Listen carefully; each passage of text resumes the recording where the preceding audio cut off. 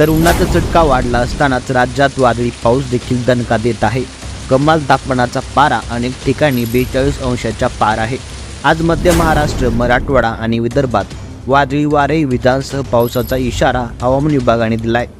काल राज्यात अनेक ठिकाणी वादळी वाऱ्यासह कुठं गारपीट तर कुठं अवकाळी पावसाची जोरदार हजेरी पाहायला मिळाली। यामध्ये मराठवाड्यातील लातूर, बीड, हिंगोली, छत्रपती संभाजीनगर, धाराशिव तर पश्चिम महाराष्ट्रातील पुणे, सांगली, सातारा आणि कोकणातील सिंधुदुर्ग जिल्ह्याला अवकाळी पावसाचा चांगला फटका बसलाय।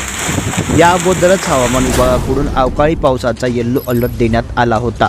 अगदी त्याप्रमाणेच राज्यात दुपारपर्यंत उन्हाचा चटका तर दुपारनंतर स्थानिक पातळीवर हवामानात बदल होऊन अवकाळी पावसाचा इशारा पुन्हा एकदा हवामान विभागाकडून देण्यात आलाय। मराठवाडा आणि परिसरावर समुद्रसपाटीपासून तब्बल 900 मीटर उंचीवर चक्राकार वाऱ्यांची स्थिती आहे। त्यापासून कर्नाटक, दक्षिण तामिळनाडूपर्यंत वाऱ्याचे प्रवाह खंडित झाल्यानं कमी दाबाचा पट्टा सक्रिय आहे। त्यामुळे पुढील 2 ते 3 दिवस राज्यात सर्वत्र अवकाळी पावसाची हजेरी पाहायला मिळणार आहे।